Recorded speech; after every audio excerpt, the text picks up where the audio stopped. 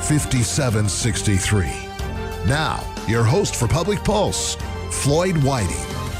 Good morning and welcome to Public Pulse. Now, the WYO Performing Arts and Education Center wants to take you back to the Renaissance for the Wild Gala 2022 with their production of Something Rotten, a production set in the 1590s. And so this morning I am joined by the WYO Theater Executive Director Aaron Butler, set design, costume design, and prop mistress at the WYO, Jenny Hall. Am I saying that right, Jenny? It's Jeannie. Jeannie Hall. I like that name. And actors, Zach Allen and A.J. Longhurst. Good morning, WYO. Good morning. All right, Ellen. See, I'm all over the place You today. can call me whatever you want. A lot of people call me Ann. Ann, really? Yeah. Why Ann? Because if you say my name quickly, it sounds like Ann. Oh, so people don't actually, yeah. Well, I will use the proper pronunciation. All right, well, thanks. Aaron. With an E. Tell us what the WYO Gala is. So the Wild Gala is the WYO's only fundraising event of the season. Typically, it's happened annually. Of course, the last 2 years we haven't been so fortunate because of COVID. So we've been a little bit in hiatus on presenting the gala itself as people might recognize it. But this year we're excited. We have it back. Gala style, the thing that people love, costumes and food and cocktails and a fabulous show. So it's happening here. We're excited to have it. And again, it's our only fundraising event for the entire season. So this is really our opportunity to raise a big chunk of money for the WYO's operating. So that's where all the money's going to go is operation costs. Correct. Yep. And just kind of keep the doors open. Yeah. Now, how much does it cost? Ballpark figure for the WYO Theater to remain open for a year. So, it fluctuates, of course, but according to our budget, we're right around $400,000. $400,000 to keep that theater open. Believe it or not, that is less than I thought it would. You're working with somewhat of a shoestring budget up there. Oh, well, certainly. Jeannie knows a lot about that. Yeah. That's what it's creativity, doesn't it? Right, It pushes creativity. Yeah. What would we you do a lot with a little, intentionally, because, one of the most important things for us in terms of how we operate is we receive a great deal of funding from our community, generous funding from our community. So we want to make sure that we're using those donor dollars properly. Absolutely. So we try to be as efficient as we can be. But I will say this, I have been to a production over there, and I've been through the WYO. Gene gave me a great tour, and it's amazing to see what you guys can do with that budget. And so we want to help with that. If you were to say the greatest expense of a typical season is, what would that be? Well, certainly our artist fees would be the greatest expense. So bringing folks in for our season is, they cost a lot of money to get those people here. And of course, we want to have high quality talent, and we want to have a variety of that talent. So we do spend a tremendous amount of money in that aspect. Of course, payroll is always a large part of anybody's budget. Make sure we pay our folks as well as we're able. So, it's a labor of love. That's what we do. Now, you don't have to say a name. Who's the most expensive act that you've had to pay to come in to Sheridan to your memory? Oh, yeah. Dwight Yoakam. Really? Definitely. Yeah. He was a lot. How much? Not only was he was a lot in so many ways. He was a lot of money. He was a lot of effort. He was a lot of attitude. He was a lot. He was a lot. Great performer, though. Yeah. My mom He was real loud. loved him. Absolutely loved him. Now, tell me about the opening night of the gala, because this is the gala itself. This is something that we haven't been able to do for 2 years. Right. Due to COVID. Something that I've actually been looking forward to attending because you get to get all dressed up, and, who doesn't like doing that? Tell me what's going to happen. So it's fabulous fun. So in years past, we've had a really great relationship with Frackleton's.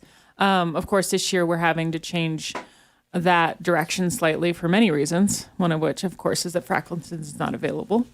And so everything is happening at the YO Theater this year. So the doors open at 6. We encourage folks to dress up, usually in the theme of the show. But of course, it doesn't have to be the theme of the show. You can wear whatever you want. But please do wear clothes. We encourage that. Yes, do that. The Emperor's New Clothes. Yeah, That's no, not a costume we don't option. need to do No, that. no. But yeah, so 6 o'clock, there's cocktails. This year, of course, the theme is Welcome to the Renaissance. So we're trying to kind of stick to that feel. So there'll be some food and things that are sort of related to what you might think of in that time period. Yeah. Some mead cocktails. Of course, there'll be drinks without alcohol for those folks. And some fun games. Jeannie has come up with this really fun, what are we calling it? A curse well? Curse well? Yep. So you can curse your friends, your family, your exes. Nice. Throw little nice. curses into the well. Yeah, exactly. So there are those some fun activities. At 7 o'clock, we're going to try to usher folks into the theater. There'll be a live auction. We have some really, really great items for people. And then the show. So of course, the main focus is the performance. It'll be the opening night for everyone. So we're excited about that. And intermission is pretty short. Desserts, and then back to the final act. And Now, the night goes on. this sounds like a really fun event to attend. Are these usually pretty crowded? Yeah, we get about 200 people. So That's pretty good, though. it is. It's great. And you consider the size of the space. It feels very full. Yeah. When everyone's in the lobby. Where did this idea originally come from? Who boy. do you remember? Jeannie knows. Back in 98 or 99, the YO did a version of Macbeth. Oh, not allowed to say it. Oh, Yeah, you can say it in here. not in the theater. Yeah. They did a version of Macbeth where they brought in a professional production into, and we had it at the Holiday Inn, and some local people were in the cast, and they encouraged people to dress up. And so, Like Shakespearean. yes, yeah. So, they had the big round tables and had sold tables to various businesses and groups of people, and people wore costumes. And from that, then I think they just encouraged that each fall season when they did the show. They did a Frankenstein for 2 years. And then we started doing just sort of, plays and musicals that had come from Broadway. The Frankenstein was written by Craig Johnson and Gib Leibinger, and it was sort of a play with a little bit of music, not a true musical. But anyway, it just was, hey, the grown-ups want to dress up for Halloween. Yeah, it's always yeah. been around Halloween. Jeannie, what was the at which one did you have the most fun that you felt was the most silly or had the best time? Do you remember? Me as a costumer? Yeah. Well, gee. Many. Somebody asked me recently what my favorite costumes have been, and I really liked the costumes of the murderer mistresses from Chicago. They were super. I liked those costumes. I went pretty far, pretty far afield from your Sheridan usual look. Well, that's the fun of it, right? And these costumes are pretty fun. I'm blanking on the shows we've done to know, what my favorite costumes have been. Tell me, help me. Well, like even just at what gala that you remember did you have the most fun? Did I? Did you have the most fun? Are you? You're out. You're. She's usually presuming I working. have fun. Yeah, golly. Newsies was fun. It's fun. What's fun for me is watching the audience appreciate the performance. Yeah. Drowsy Chaperone, that was fun. There were some fun costumes in that, and the set was fun. But, mostly I'm just sort of making sure things look the way they're supposed to, and people are ready to do what they need to do. That really draws people in, though, Yeah. to the performance. Singing in the Rain was fun because we made it rain on the stage. Oh, wow. That was an accomplishment. And we had some interesting costumes in that one. Yeah, I don't know. So a lot. Yeah. There's a great memory to a lot of these. Oh, tons. Yeah. Once your memory sticks with you, yeah. But if you're starting to lose your memory, then you have a problem. Erin, how long is this party going to last? Oh boy. That's a funny question. So we start at 6. We encourage everyone to come at 6 because the beginning piece is shorter than usual. It's only an hour. The show itself is about 2.5 with intermission. So, we're looking at like 10:30. Okay. Maybe. All right. Yeah. Just for those folks that might have littles at home. Yeah. If I can't make the gala, Right. I can still see the show. Totally. So the following week, we refer to the following week performances as the quote unquote encore performances. The 20th through the 23rd. That's Thursday through Sunday. All those are at 7, and then the Sunday matinees at 2. And that's just the show without the party. Just the show itself, yeah. Yeah, and I do want to mention that our marketing is so fun and such a lively look. It's these great kind of caricatures, and they're cartoony looking. It is not a kid's show. So PG-13 is what it's rated. Okay. I've had parents ask me because they've gotten our little invitation and say, "Oh, this looks like a great kid's show." I'm like, "Well, 2.5 hours with your kid watching this show. I don't think they like it so much." might be a couple moments. And there's there's some themes that aren't like super risque, but they're certainly not very appropriate for like young people. Yeah. Yeah. All right. When we come back, we're going to continue with the YO Theater as we get to know the people behind the production of Something Rotten. This is Public Pulse on 930 KROE and 103.9 FM. Sheridan.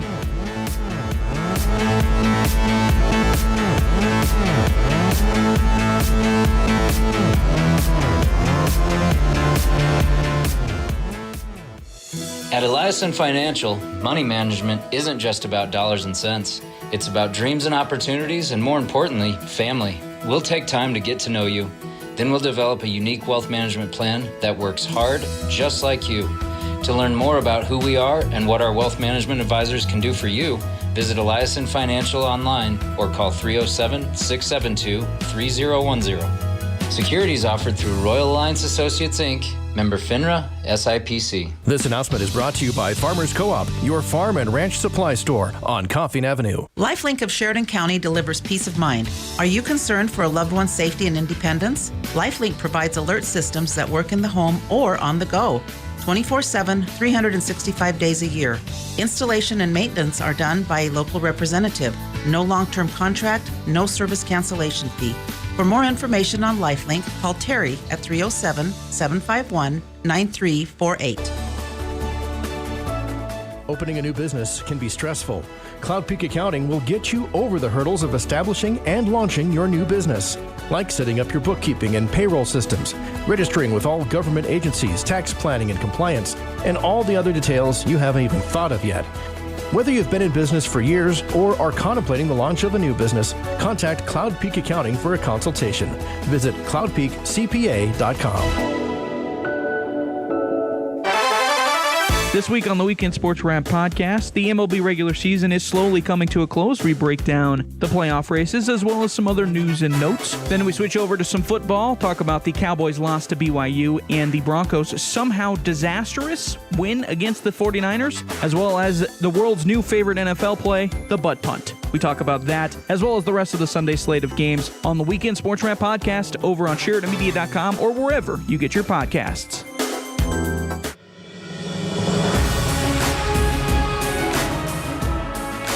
Good morning and welcome back to Public Pulse. I'm Floyd Whiting. The YO Performing Arts and Education Center will take you back to the Renaissance for Wild Gala 2022 with their production of Something Rotten, a production set in the 1590s. You can be a part of this celebration on the opening night of October 15th, beginning at 6 p.m. There's going to be food, drink, costume contest, straight out of Shakespeare's closet. Proceeds from this gala will go to the production, and the production itself will go to benefit the operation costs of the 2022-23 season of the YO Theater. And this morning, I am joined by the YO Theater Executive Director Erin Butler, set design, costume design, and prop mistress at the YO, Jeannie Hall, and actors Zach Allen and A.J. Longhurst. Now, Jeannie, what got you into set design in the first place? Well, for several years now, I've been doing set decoration, where someone else has designed this and built the set, and I come in and put the stuff on it, the curtains or the whatever it might be, the prop pieces, the flair. Yeah, just make it look like it needs to look. And so this year, when we decided to do something Rotten, I'd seen it on Broadway, and I had sort of a vision for what we could do with our stage. Our stage isn't huge, and we generally have these big casts. And so Marva, our director, Marva Kraft, always likes to have as much floor space as possible. So I just said, well, how about if I figure this out to give her maximum floor space for all the dance numbers and the various things that need to happen, and just came up with the idea of how to do it, and talked with Verl Everett, our technical director, and we kind of figured out how we could make that happen. So, how long did it take you to actually build these sets? And I can only imagine, Jeannie, and correct me if I'm wrong, but you want all the floor space that you can get. So it's kind of, how are we going to reach, maximum occupancy here by utilizing just the edges of the stage? Yeah. So Paul Jolovich did the building of these standardized flats, 8 by 4 foot flats, that we then figured out how to make that, into the building that we need to have on stage, that will function as the exterior of the theater, the interior of AJ and Zach's house, and the interior of the theater. That then AJ's character is an actor, as is Zach's character. They're actors and playwrights, and they're putting on a play. So half of that will be a house, the other half will be a theater, and then eventually the entire thing will be a theater, and it'll open and close. It's some ingenious engineering by Paul Jolovich, and so then on the sides we'll have these other flats that look like a Tudor streetscape. And I'll be honest, I watch a lot of British television, and one of the shows that I like to watch is called Escape to the Country. I have a favorite presenter from that show, and they go into a lot of British towns with this Tudor architecture is still quite prevalent in these small villages. And so basically I just took ideas from what I've seen, of actual British villages. Absolutely. And so fantastic. Yeah. And, I think it was Picasso who said, good artists create, great artists steal, right? And now, Aaron, real quick, tell me, what is Something Rotten about? What is the play itself about? Well, I don't know that I'm the right person to describe it since I'm not in it, but I will give you a brief overview.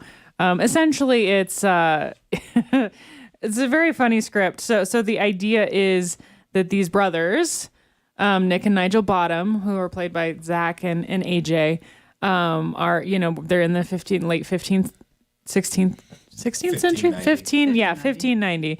Anyway, and they are, they want to make it in the theater world, and they just can't quite, they can't get quite past this guy, this obnoxious guy who's writing all the best stuff, and dang it if his name isn't Shakespeare. So he is so annoying. Yeah, he's just the worst. So Nigel, right? That's your character. Nick. Yep, Nick. Sorry, I always think that Nigel should be the older name. Seems like a better one does. than Nick. Anyway, yeah, it does. Nick goes to a soothsayer who then predicts the future of theater, that it's going to be singing and dancing and this bizarre thing called a musical. So Nick sets out to create a musical, but they're doing it, so they know much more about it than I. Now, I do have to jump in about Nick and his name. So Nick Bottom, Midsummer Night's Dream, Nick Bottom is a character in A Midsummer Night's Dream. Oh, really? And he's the one that Puck turns into a donkey. Because that's kind of his personality. Well, because he's an overactor. Yeah. He's the one in the troupe that is the overactor of the ones, and so he literally makes an ass of himself. I did Shakespeare. Does anybody happen to know someone named Nick Bottom that he was just not fond of? Quite, or he had this way about writing that kind of stuff in. Yeah. Now, real quick, Jeannie. Yeah. The costumes. Yeah. How much work went into making sure that we're looking at 1590s Renaissance England? Well, a fair amount, and it's been fun. I have some people helping me with construction, and they'll be listed in the program. But, it really is about finding the patterns. And so I was able to secure patterns from some travels around the country and fabric from places where I've visited, and basically, tried to come up with a look that is relatively authentic looking. And then in these fantasy sequences, I've gone pretty far afield, and, it doesn't look like the 1590s at all, because there's this fantasy sequence where they come up with this musical idea, and AJ's character envisions, in another fantasy sequence, he envisions, being a successful playwright. And so that's going to have another kind of look. And then we end up in America, and that has to have a look. So it's just been a wild ride of trying to figure everything out. It's a puzzle. It's honestly a puzzle. Yeah. And whenever I'm up there, I'm looking at the puzzle pieces and just trying to make it all make sense in my head, so I can help it make sense to the actors. Now, when it comes to character, I'm going to start over here with you, Zach. Wonderful. Because you've been so quiet. Yes.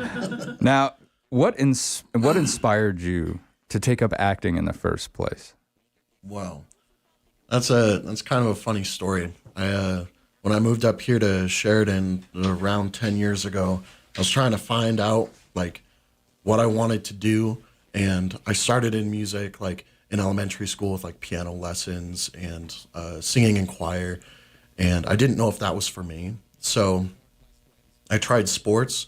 I did hockey for about half a season, and then I think it was the summer of my 6th grade year, I went to baseball tryouts. And I did that whole thing. And then when I got back into the car, my mom was like, hey, they're putting on a production down at the YO. And I was like, I'll do that instead, because I didn't want to do baseball. Yeah. So yeah. I ended up taking my first role as Pinocchio in Shrek Jr., which completely changed my vision for my future. And I realized that that's what I wanted to do for the rest of my life. What was it, Zach? What was it? So you played Pinocchio, your first time on stage. Can you remember it? Yeah. What was the spark? What was it that you were like, you know what? This is it. This is what I want to do. I think I've always felt like I was born for it, because I really enjoy watching audiences' reactions. Yeah. Because doing that sort of thing, doing entertainment for people, it makes them happy, or it can make them sad. It can make them feel things that they usually don't feel every single day. So giving that to the audience is what gives me the drive to continue doing this. Yeah, that's amazing. Now, who's your character that you play? I play Nigel Bottom in this production. So are you the little brother? Yes, I am. Where did you find Nigel inside yourself? So Nigel is this really nervous and awkward kind of person, and he's not very super confident in his work. And I can super relate to that, because I feel nervous and awkward all of the time. Right? Yeah, I think there's a lot of us who do. We're just really good at covering it up, right? Oh, yeah. So I feel the nervousness and awkwardness feeds into my everyday life. And there's the confidence part of it too, where part of my life, there's the insecurity and the lack of confidence. But toward the end of the show, it's being brought out that Nigel is like creating something fantastic. So like through his efforts and stuff, he stops being so insecure and starts being more confident, which is kind of what my life has kind of been like. Yeah. So that's amazing. Yeah, because, there are people out there who walk around every day and boy, they look confident. They look like they've got it all under control, and there's no way they would crawl on that stage, Zach. Yeah. There's no way they would get up there and do what you do. Yeah. So that's amazing. And it's great to hear that you can identify with this character's growth on such a personal level. Yeah. It's that kind of drive that gives fantastic performances. AJ, tell me who you play. I play Zach's older brother, Nick Bottom. You play the ass. I play the ass. Fantastic, AJ. So tell me about Nick. So Nick Bottom, Shakespeare used to be in his acting troupe, and Nick started to become jealous of Shakespeare because he was more talented, honestly. And so he convinced Shakespeare to get out of the troupe because he thought, well, you'd be a better writer than an actor, because he didn't want to share the limelight. Right. Well, that backfired on him. A little bit. And now Nick has a wife, has a child on the way, has a little brother that he's trying to take care of, and he's just trying really hard to make ends meet and trying to get that one big hit that is going to really do it for the Bottom brothers. Yeah. Now, AJ, you perform and have been performing for how many years? Here in Sheridan, I've been here for 9 years, done 11 full-length productions.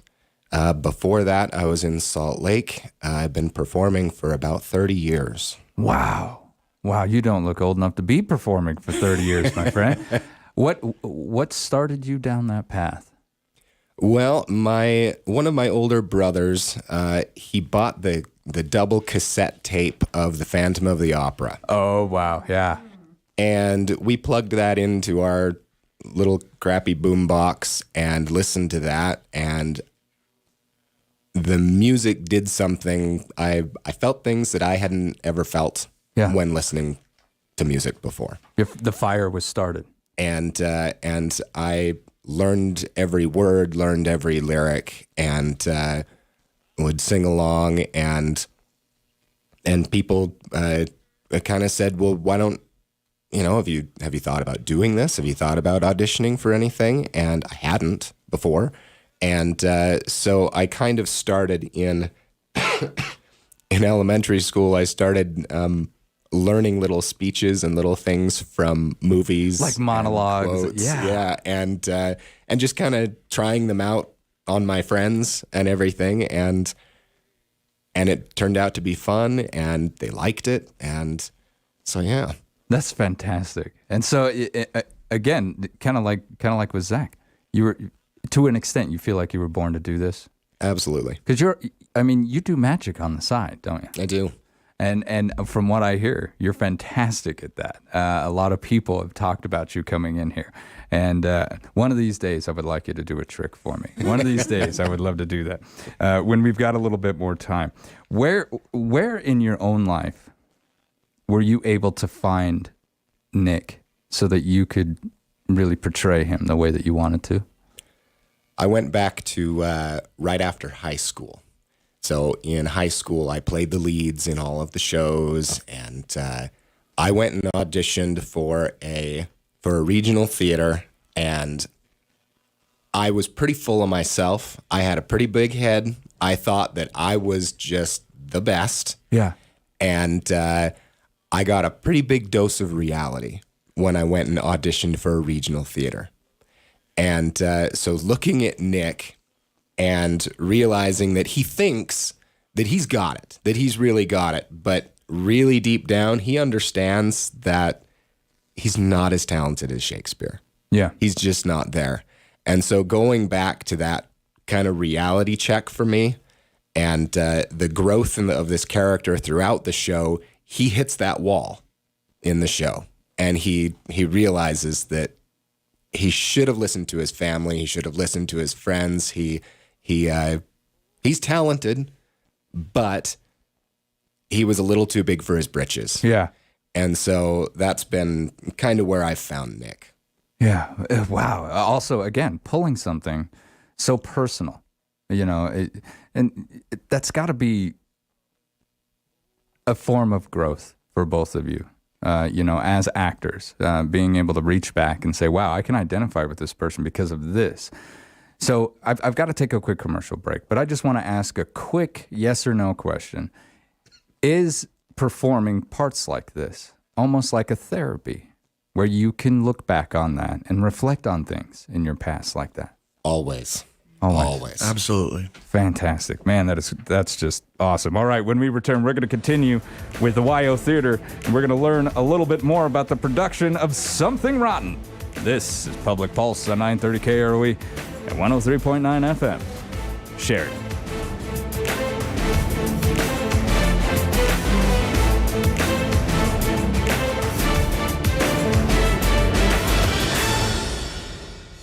At Eliason Financial, money management isn't just about dollars and cents.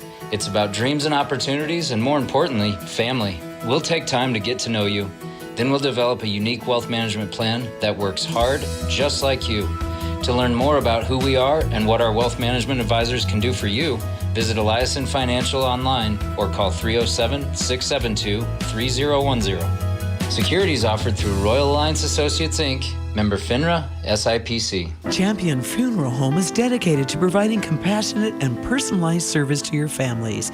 They provide support, personable care, and affordable prices to Sheridan and Johnson County and surrounding areas. Champion Funeral Home has been family-owned and operated since 1911. They will comfort you in your time of need and provide your family with a meaningful tribute to your loved one. Contact Champion Funeral Home at championfh.com or call 674-6369. Having your own business can be overwhelming. Parker Mellinger can make your life easier with our payroll preparation, accounting, and tax services. Our fixed price agreement is set according to your needs and features unlimited phone calls and meetings for one monthly fee. Choose only the services you need, and we will tailor them to fit your business. Call today to see how we can provide you with cost-effective solutions.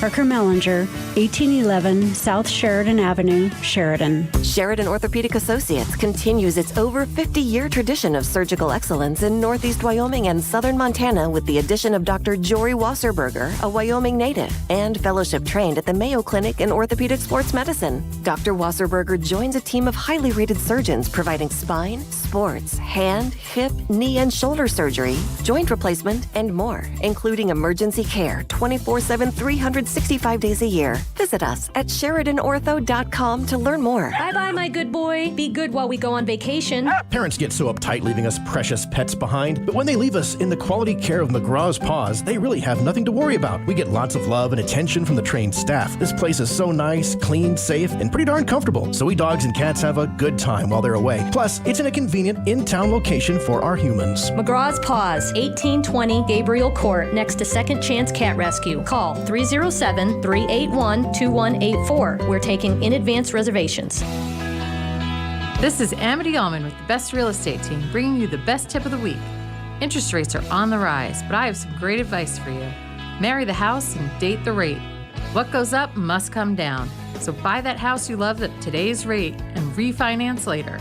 For more helpful tips, call me, Amity Allman, or another member of the Best Real Estate Team at 675-BEST, or visit our website at bestwi.net. Brokered by EXP.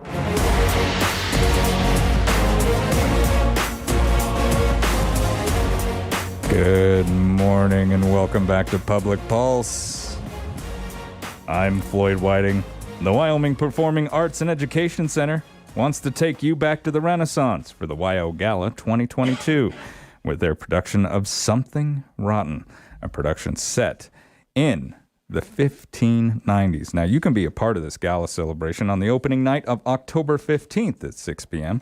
Food, drink, a costume contest. I love how she says it's straight out of Shakespeare's closet. There's always going to be a theme, and you don't have to dress up as this theme, but be a part of the show. I think that'd be fantastic. And with me this morning to talk about all this, I'm joined by the YO Theater Executive Director, Aaron Butler. Set design, costume design, and prop mistress at the YO, Jeannie Hall. And actors Zach Allen and AJ Longhurst. Now, we've talked about some inspiration. Where does it all come from? We've talked about just exactly who these characters are and where they get their inspiration. And I want to return to that because it was a very personal thing for both of our actors here. And off break, we talked about, how productions like this can really hit chords within all of us and our histories. And so, Zach, how many productions have you done in total? Well, since I started in Sheridan, I have done like around 20 shows, 20 productions. And I know it's always hard, but what would you say was your favorite production that you've done? I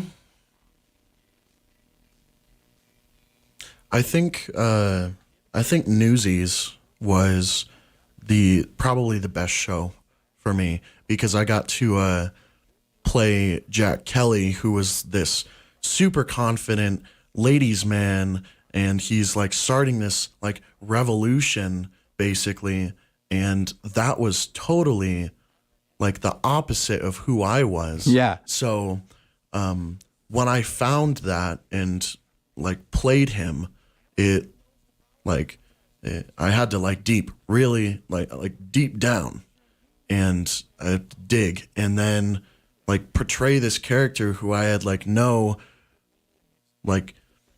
it was super difficult, and then playing him, it kind of gave me like this, this is like part of who I am now. Yeah, is Jack Kelly, and that made me become more confident in myself, and the ladies' man part is kind of still like pushed away. We're all still working on that, right? Yeah. But like we said before the break, portraying certain individuals on stage, especially in front of so many people, this can be like a therapeutic action. Something, where you're digging down and you've got to be something that you don't feel that you are.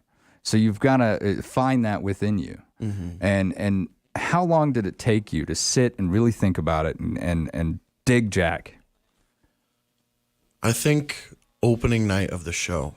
You hadn't achieved it until you were right there. It was that soon, because it was very difficult throughout the whole rehearsal process to like find him and to understand who he was until I got into costume and I got under those lights and I was surrounded by all these people that I've been with for a very long time. And as soon as those lights came up, I was like, this is him. I'm Jack. I'm Jack. Wow. AJ, what about you? What out of all the productions that you've done, what would you say would be like the one that you tell your great-grandchildren about? You've got them sitting in front of you, and you're like, you know what, this one time, this. This is an easy answer for me. The Man in the Chair in Drowsy Chaperone. Tell me about that. So Drowsy Chaperone is a show about, it opens up with this guy sitting in his apartment, and he starts talking to the audience and introduces the audience to his favorite musical, The Drowsy Chaperone. And then he puts the record on, and he starts telling about all of the actors that are on the recording and starts telling about the production history and how it came together. And while he is giving this exposition on the show materializes on the stage behind him. Oh, how cool.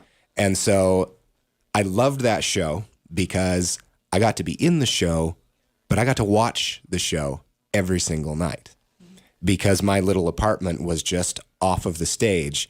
And so I got to pick up the needle and stop the show and say, this is my favorite part right here, where this person is doing this, and then put the needle back down and the show continues on because I've done that Yeah. in real life, sharing my, when you find a new TV show and you tell your friends, oh, you're going to love this, and you pause it and you say, oh, this part right here, blah, blah, blah.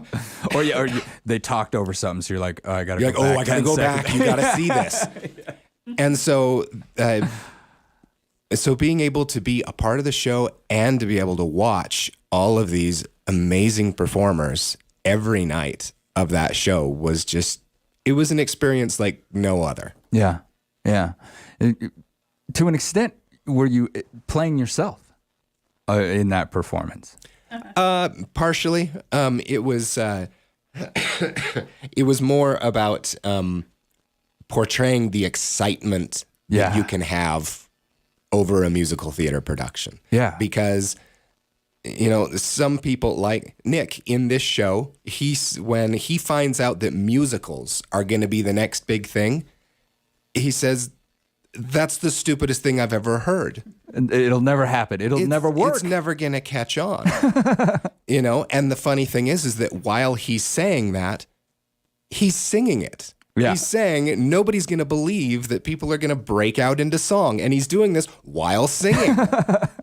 And That's so awesome. the absurdity of it, that some people don't get musicals. Yeah. And that's okay.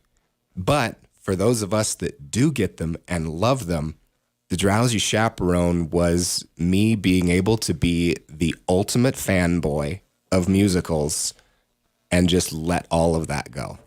That's fantastic. Jeannie? Yes, sir. When we talk about the costuming for this, you said, gathering them through your travels. Mm-hmm. Now, are you guys sitting down with patterns, looking at this, cutting the patterns, and sewing these things? Yeah. Oh, that is amazing. Yeah. That is amazing. So, a lot of times people think about theater and they think, well, I'm sure there's like some warehouse somewhere that we could just buy these costumes from. But you break it down to the pattern and make it yourself in-house. Yeah. We, because this is a fundraiser, we try to keep our expenses as low as possible. And sure, you can rent costumes from the major costume houses across the country, and the whole entire cast could have. Well, our chorus people, some of our chorus people have 8 costumes. These two and our female leads, they each only have 2 costumes. But the kids that are playing, multiple roles, they have to look different for each time they're coming out. So to keep costs down, first of all, we do have a really wonderful collection of costumes at the WYO Theater. It's a community collection. The Carriage House had a collection from the Civic Theater Guild that is now over at the WYO. And the Tandem Production costumes are also there at the WYO. But we didn't really have very much from the 1590s. Right, yeah. So that meant we had to construct a lot of things. Now, the high school, back in the day, Sue Henry would put on these madrigal dinners, and they were, there was a set of costumes, for that era.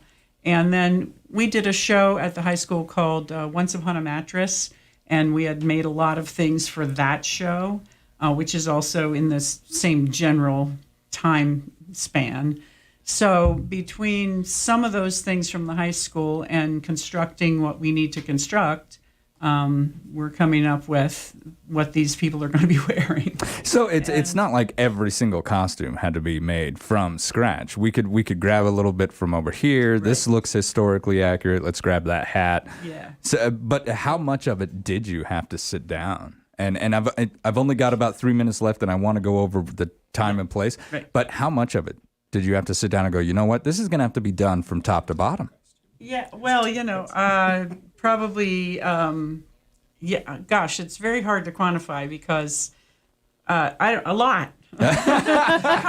Come see the show. 90%. 90%. That's an amount. A lot is an amount. If you come see the show, and after the show, you come up to me, and I'll tell you each and everything that was made from scratch and where I got the things that weren't made from scratch. But you know what? There are 34 people in this cast, or 39 now that we have those. We have some cameo. We have some surprise cameo folks who are coming on for little walk-on bits. And we have 11 people in the band, and they're all going to have a hat. So in terms of number, my daughter said, how many costumes do I think we are going to have in this show? And it's probably going to be about 150 costumes. Wow. Wow. With all those changes. All right. I've only got 2 minutes left. And Aaron, you wanted to tell me something that was very specific about this show and the music involved in it. Well, yeah. I just wanted to mention the band. Jeannie kind of already alluded to it, but there is a live orchestra that we jam in front of the YO stage. How amazing is that? It's so great to have live music to accompany these great singers and actors. So Kathy McNichol does a fabulous job with them, and we are so grateful for them. And I also want to mention how many volunteers it takes. Jeannie's sort of already mentioned the hours that she's put in, but it is so many people that are doing this just because they love theater, they love the YO, and they want to give the community a great event. So we are grateful to them for supporting us, for sure. And folks, this is a live band with great performers. I mean, this really does sound like a gala event. And so, Aaron, real quick, one more time, where and when will this event take place? Gala night, October 15th at the YO Theater at 6 p.m. Encore performances the 20th through the 23rd. You can get your tickets at yotheater.com. How much are tickets? $125 for the gala, and then encores are $28, $25, and $20. And remember, folks, all the proceeds from this are going to go to help keep the YO Theater doors open and keep these fantastic productions happening. This is your theater. Get out there and support it. YO, I want to thank you for coming in and speaking with me today and being so candid and being so open about everything. I greatly appreciate it. Thanks for having us. All right, you're listening to Public Pulse on 930 KROE and 103.9 FM. Shared.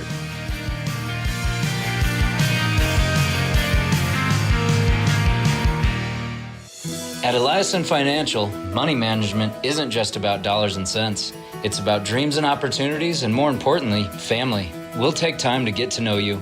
Then we'll develop a unique wealth management plan that works hard, just like you. To learn more